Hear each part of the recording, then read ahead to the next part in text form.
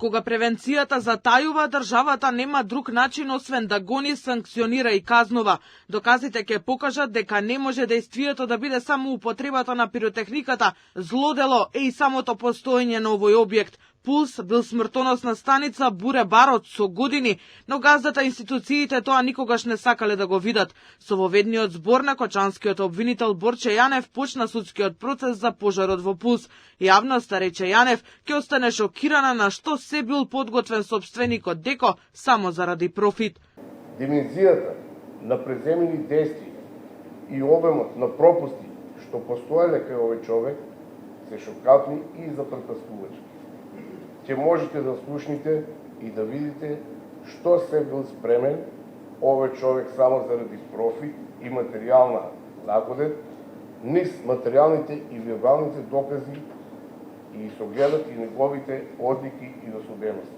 Пиротехниката која го предизвика пожарот, од кој за 3 минути изгоре цел плафон, ја договориле газдата Деко и Панчо и активирал битбоксерот Мартин, рече обвинителот Јанев. Не е важно само кој го запалил огнот, туку и кој имал кофа со вода, но не ја историл, рече обвинителот. Акцентот во воведниот збор Јанев го стави на континуитетот на непреземените действија од надлежните институции и одговорните лица, поради што дошло до трагедијата. Тука сме во оваа постапка да прашаме, да именуваме и да бараме одговорност. Ако овој објект ги исполнуваше стандарди, ако вратите беа доволни и проводни, ако плафонот и зидовите не беа обложени со отров, што убива побрзо од пламен, ако имаше функционална вентилација, ако постоеше противпожарен систем, ако имаше навремена контрола, надзор и санкции, пожарот сам за себе ќе се запаметеш само по побасен инцидент, но не и по масовна гробница и ужас од непредвидени размери. Затоа денес бараме одговорност. Бараме одговорност по име и презиме. Бараме правда. Правда, но не заради утека. И одмаз бараме правда како последица на незаконитост. Воведниот збор доби аплауз од семејствата и роднините на жртвите, кои не можеа да ги задржат солзите пред емотивниот говор на кочанскиот обвинител. Тие реагираа и на барањето на бранителите да се одложи рочиштето поради спојувањето на обвинението за двата предмети и промената на листата на докази и сведоци. За нас 15 дена или 15 месеци се многу, више 8 месеци помина, а они од која основа и од која појдовна точка нивна со разработени нивни математики и калкулации, сега ние родителите се осеќаме изманипулирани на еден начин и страхуваме дека нашата ситуација ќе испадне како ласкарци, ќе испадне како автобуса во Бугарија, како модуларна болница.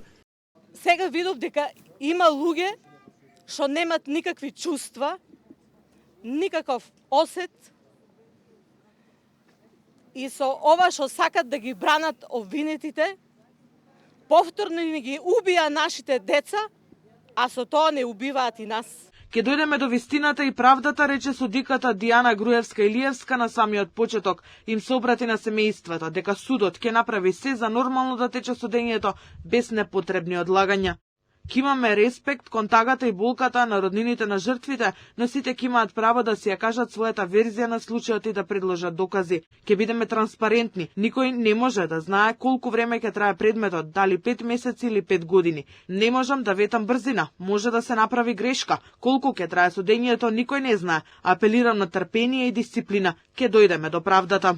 Судењето продолжува во вторник, кога воведниот збор треба да го каже одбраната. Судот им остави простор на адвокатите за дополнение на доказна постапка, доколку сметаат дека некое право им е ускратено со промената на доказите на обвинителството. Судницата во Идризово беше примала да ги собере сите: обвинетите, бранителите, родителите, семејствата, домашни и странски новинарски екипи. Под силно полициско обезбедување беше контролирано секое излегување и влегување во судницата.